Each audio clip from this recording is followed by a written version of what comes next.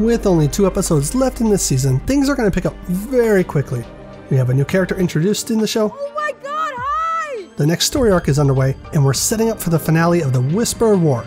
So sit back, kick up your feet, get some hair dye, and join us as we present Nerd Nation's Walking Dead Season 11, Episode 14, Show to Comics.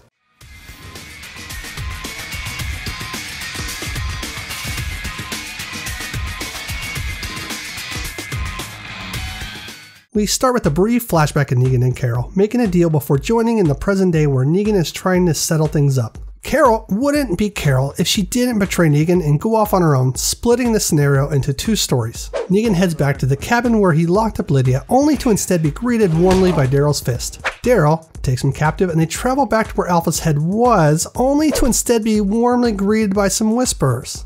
They're defeated though by the new dynamic duo, ending this story. So, a little to unpack here. First, in the comics, the entire plan to take out Alpha was solely Negan's idea. He comes up with it after Brandon lets him out of his cell. He doesn't do it to get the community to accept him, but more to try to earn Rick's trust. The big change AMC made though was putting Alpha's head on a pike. This was never done in the comics, and Negan brought it back to Rick, not Carol. A slight nod to the comics though was the Whisperers making Negan the new Alpha. We kneel for the new Alpha. In issue 157, after Beta finds her body and a Whisperer asks if that makes Negan the new Alpha.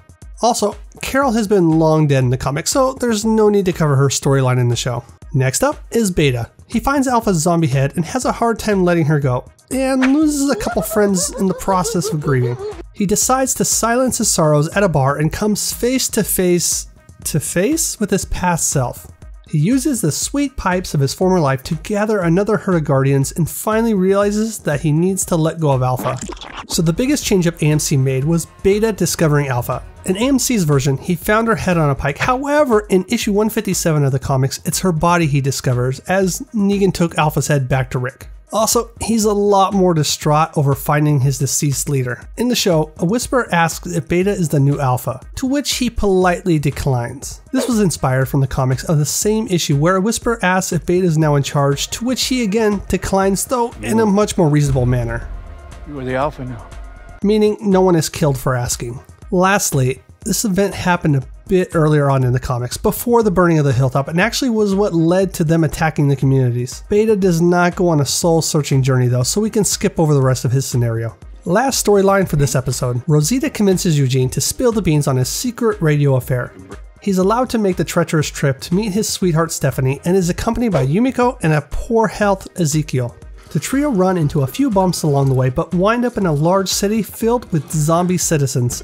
Look, there's a zombie cop writing a ticket to a zombie driving a car. How hilarious is that? They do run into one living residence, an overly hyper woman packing some serious heat and an even more serious sense of fashion. Alright, so this journey was directly adapted from the comics, however, it happened a bit later on, after everything with the Whisperers is settled and done. A change up for the show though was Stephanie's reveal. In the show, Rosita convinced Eugene to fess up, however, in the comics, he was forced to come forward. In issue 169 of the comics, Eugene is talking to Stephanie on the radio when Rick and Sadiq come to his house. Rick demands to talk to Stephanie, and after some reluctance, she agrees to meet with his group. This, of course, is a big change AMC made in having Eugene be the one asking for a meeting, especially since his comic book counterpart was somewhat opposed to this idea. Just like in the show, Eugene leads the trip up to meet her. Accompanying him is also Yumiko, along with Magna, Sadiq, and Michonne. Ezekiel was one of Alpha's victims, so it would be a bit awkward if he went with. The group fighting walkers in their later overnight camp was inspired by the comics also.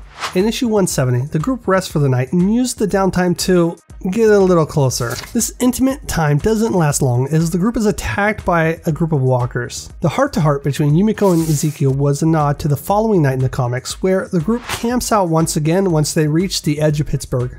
They set up camp on the roof of a building, and it's Eugene and Sadiq who have the heart-to-heart chat about Rosita. Another wing to the comics in this sequence was Ezekiel saying hello once their group reached the edge of the city. Hello.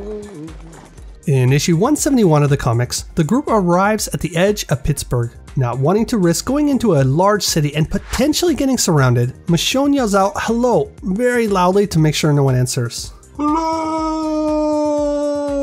No! To their surprise, someone does answer, but not an undead, which leads us to the final adaptation from the comics, the stranger clad in pink.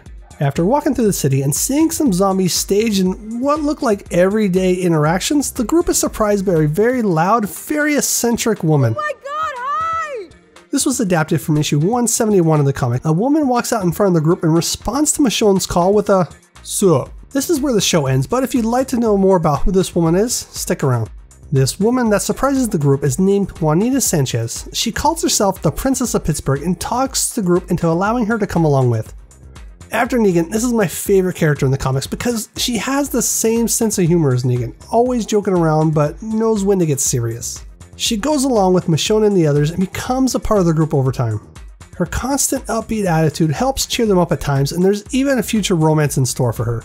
Full disclosure, I was quite disappointed with how AMC introduced her in the show. She came across very spazzy, so I'm hoping her character gets better in the next episode. Well, that's enough for one video. What did you think of this new character? Did you like her off-the-wall look, or is she a bit too odd for television version? Leave your thoughts and comments in the section below, and until next time, keep on walking.